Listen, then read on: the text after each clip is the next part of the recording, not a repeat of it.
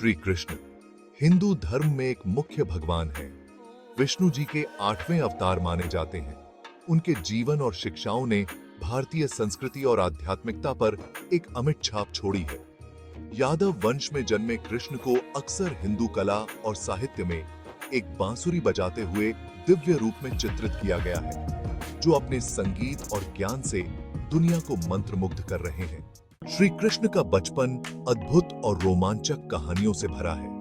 मथुरा के एक कारागार में जन्म लेने के बाद उन्हें दुष्ट राजा कंस से बचाने के लिए गोकुल ले जाया गया। बचपन से ही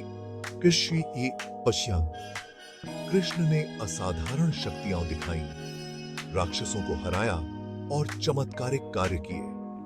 उनकी नटखट शरारतों और दिव्य आकर्षण ने उनके गांव के लोगों के दिलों को जीत लिया। श्री कृष्ण का जीवन चमत्कारों और गहन शिक्षाओं का संगम है।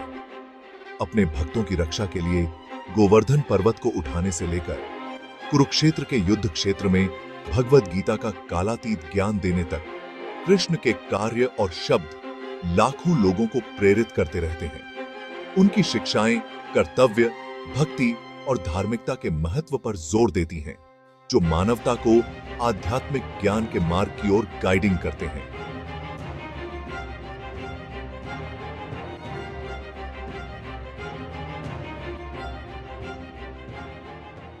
महाभारत के महान ग्रंथ में श्री कृष्ण की भूमिका महत्वपूर्ण से भी महत्वपूर्ण है।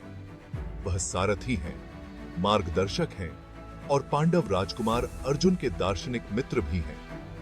भगवद गीता के माध्यम से दिया गया कृष्ण का उपदेश कर्तव्य, धर्म और जीवन की प्रकृति पर कालातीत ज्ञान प्रदान करता है। कुरुक्षेत्र के युद्ध के दौरान उनकी रणनीतिक कुशाग्रता और दिव्य हस्तक्षेप ने महत्वपूर्ण भूमिका निभाई। कृष्ण के मार्गदर्शन के बिना पांडव न्याय की अपनी तलाश में शायद विफल हो जाते।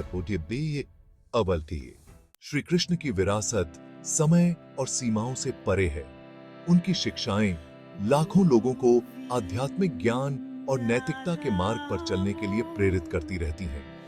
दुनिया भर में भक्त उनके जन्मदिन पर जन्माष्टमी और उनके चंचल और प्रेमपूर्ण स्वभाव का प्रतीक होली जैसे त्योहारों के माध्यम से उनके जीवन और कार्यों का जश्न मनाते हैं। कृष्ण को समर्पित मंदिर भक्ति के केंद्र हैं, जहां उनकी कहानियां सुनाई जाती हैं और उनका आशीर्वाद मांगा जाता है। वास्तव में श्री कृष्ण दिव्य प्रेम और ज्ञान के प्रकाश स्तंभ बने हुए हैं, जो युगों युगों से मानवता का मार्गदर्शन कर रहे हैं।